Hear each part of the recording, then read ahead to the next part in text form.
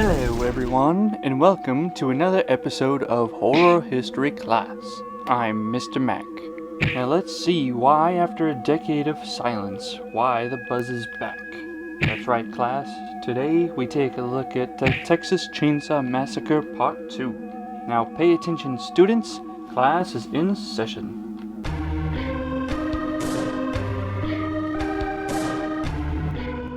Tobe Hooper's sequel to the classic genre-defining film came out in 1986, a full 12 years after the original film was released. Upon being submitted to the MPAA the first time for review, it received an X rating. Now let's be real, class. I'm so tired of saying that. It seems like every film I discuss gets rated X at some point, or NC-17, or something else. The MPAA has no taste. So who cares what they think? This movie has a lot to offer.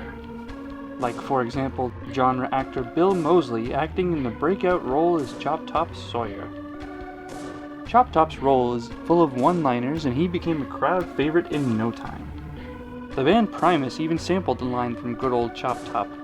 And if you don't listen to Primus, you should. Primus is amazing.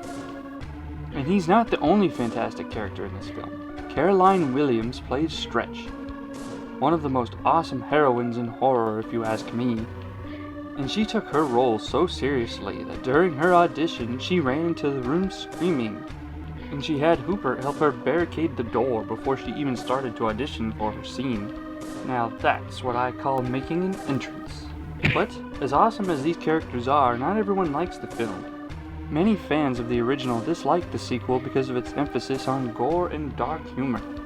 Gore that was handled by none other than Tom Savini, the master of splatter himself. Savini did an awesome job with this film. Lots of cool gore effects and special effects makeup going on in this one. But alas, some fans of the original feel betrayed by the overt comic tones. They felt like this film just really didn't cut it. As you can tell, I like cheesy comedic tones. But for example, just look at what Film Threat had to say. They said, "This movie is a great big mess."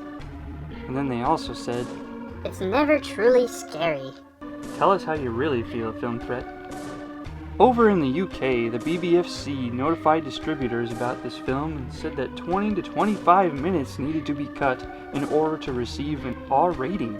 Seriously, after cutting 20 to 25 minutes from a film, what is left? So distributors just pulled the plug on distribution altogether in the UK.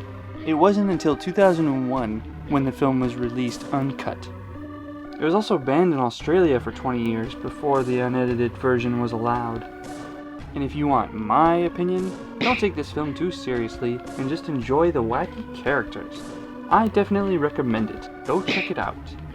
Now class, remember to like, subscribe, and comment on what films you would like to study next.